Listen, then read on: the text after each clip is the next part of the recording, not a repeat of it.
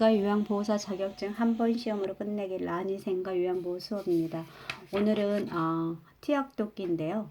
지난 시간에 요양보호 강론 파트의 신체활동 지원에서 섭취 요양에 대해서 설명을 드렸고요. 섭취 요양에서 대상자의 식사독기와 그 다음에 경관 영양을 가지고 있는 대상자의 식사독기를 배웠고요. 오늘은 투약독기에 대해서 설명을 드리겠습니다.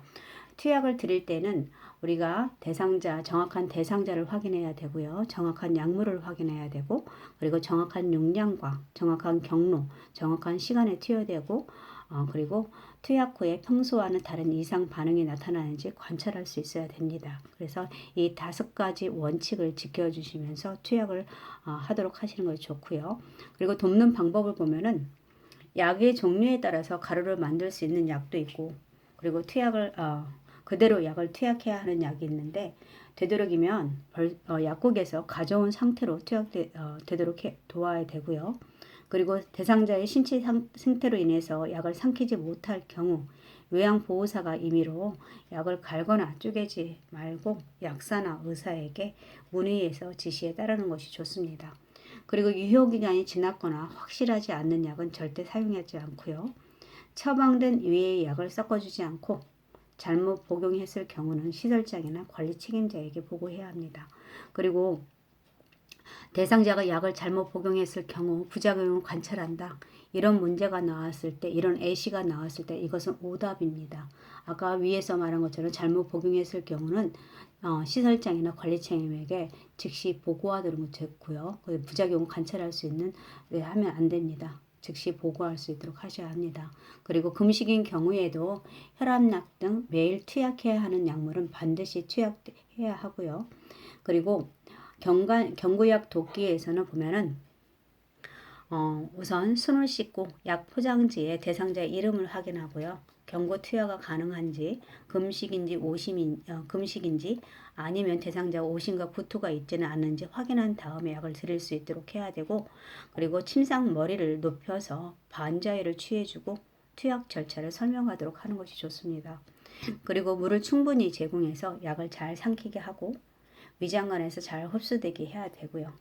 그리고 투약 후에 입을 벌리게 하거나 질문을 해서 전부 투약되었는지 확인하는 것이 좋습니다. 그리고 약을 먹으면서 기침이나 구토를 할 경우에는 시설장이나 간호사에게 보고해야 되고요. 그리고 물약을 투약 또는 치아 착색 방지를 위해서 빨대를 사용해야 합니다. 물약 중에서 철분제제 약물 같은 경우는 치아 착색을 일으킬 수 있으니까 빨대를 꼭 사용해서 드시고, 그리고 철분제제 같은 경우는 비타민 C하고 같이 복용하게 되면 철분의 흡수율이 좋습니다. 이것도 알아주시고요. 그리고 우유에서 칼슘 흡수를 돕게 하는 것은 비타민 D입니다. 그래서 같이 복용할 수 있도록 하고요. 그 다음에 경구약 복용 시 주의점을 보면 가루약은 숟가락이나 무침 주사기를 이용하고요. 그리고 알약 같은 경우는 약병에서 약 뚜껑으로 옮긴 후에 손으로 옮기도록 하고, 손으로 만진 약은 약병에 다시 넣지 않습니다. 그리고 알약의 개수가 많은 경우에는 2-3번에 나누어서 투약을 해야 하고요. 그리고 대상자가 손을 떨거나 입안에 넣다가 떨어뜨려서 약을 잃어버릴 우려가 있으면 직접 입안에 넣어주시는 것이 좋습니다. 어떤 대상자냐면요, 파킨슨 질환을 앓고 있는 분들은 손을 떨 수가 있으니 이런 분들은 특히 요양보호사 선생님들이 직접 약을 줄 수 있도록 하시는 것이 좋겠습니다. 그리고 약을 삼키기 쉽게 해주고 위장관에 흡수가 잘 되도록 충분히 물을 주고요. 그리고 물약 같은 경우 아까 뚜껑을 열어서 뚜껑의 위가 바닥으로 가도록 놓고 계량컵을 눈높이로 들고 처방된 약만큼 따른 후에 대상자에게 투약하도록 하는 것이 좋습니다. 그리고 약을 따르기 전에 약물을 먼저 흔들어 섞고 색이 변하거나 혼탁한 약물은 버리고요.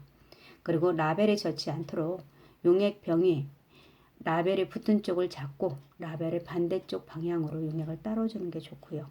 그리고 병 뚜껑을 닫기 전에 입구를 깨끗이 닦아주고, 약의 용량이 적을 때는 바늘을 제거한 주사침을 이용해서 무침 주사기를 이용해서 정확한 양을 복용하게 하는 것이 좋습니다. 그리고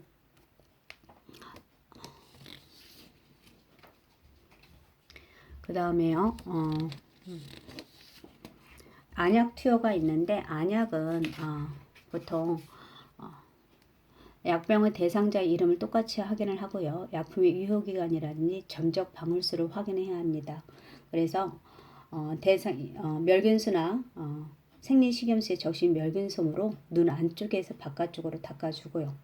안약 투여 시에는 아랫 눈꺼풀 하안검 밑부분에 멸균솜이나 꺼즈를 댄 다음에 대상자에게 천정을 보게 하고 대상자의 아랫 눈꺼풀 하안검을 아래로 부드럽게 당겨서 결막낭을 노출해서 아랫 눈꺼풀 하안검의 중앙이나 아니면 외측으로 1, 2cm 높이에서 안약 용액을 투여하도록 합니다. 그리고 점적이 끝난 후 비루관을 잠시 가볍게 눌러서 안약이 코 안으로 흘러내려가는 것을 막아줄 수 있습니다. 그리고 결막에 점안하면 점적기가 눈에 닿아서 오염되거나 눈을 다치게 할 위험이 있거든요. 그래서 위험이 줄어들어서 각막이 보호되게 됩니다. 그래서 결막으로 아래쪽 하안검에 중앙이나 외측으로 1, 2cm 높이에서 안약을 투여하시는 것이 좋습니다. 그 다음에 안연고는요.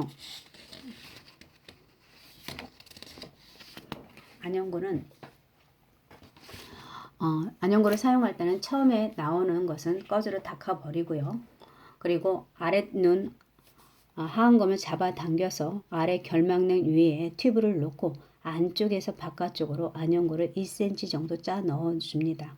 그리고 대상자에게 눈을 감고 안구를 움직이게 해주시고요. 그리고 튜브를 멸균수나 생리식염수에 적신 멸균솜으로 닫고 뚜껑을 닦아주고요. 눈꺼풀 밖으로 나온 연고는 멸균 생리식염수에 적신 멸균솜으로 닦아냅니다. 그리고 비닐 장갑을 벗고 물과 비누로 손을 씻도록 하시면 되고요. 그리고 이게 안연고 해주시는 거 안쪽에서 바깥쪽으로 해주시고요. 그 다음에 귀약 투여는 보면은 대상자가 치료할 귀를 위쪽으로 편안하게 해주시는 게 좋고요. 그리고 면봉에 용액을 묻혀서 대상자의 귀바퀴와 외이도를 깨끗하게 닦습니다. 손으로 약병을 따뜻하게 하거나 약병을 잠깐 온수에 담가 놓고요. 그리고 귀바퀴를 후상방으로 잡아당겨서 약물 투여가 쉽게 한 후에 측면을 따라서 정확한 방울수를 약물을 점적할 수 있도록 해야 됩니다. 그리고 귀의 입구를 잠깐 부드럽게 눌러주고 약 5분간 누워있도록 한다든지 아니면 작은 솜을 15에서 20분 동안 귀에 느슨하게 끼워 놓았다가 제거하도록 합니다. 그리고 물과 비누로 손을 씻고 이렇게 해주시면 됩니다. 이게 귀약 투여 도끼. 그 다음에 주사 도끼는 수액 세트가 당겨지지 않도록 수액 세트 당겨지거나 주사 바늘이 빠지지 않도록 항상 잘 봐야 되고요. 그리고 수액병은 항상 대상자의 심장보다 높게 유지하도록 하고 그리고 정맥 주입 속도가 일정하게 유지되는지 수시로 확인해야 되고요. 그리고 주사 부위가 불쾌되거나 붓거나 통증이 있는 경우 조절기를 잠근 후 즉시 시설장이나 관리 책임자에게 보고해야 합니다.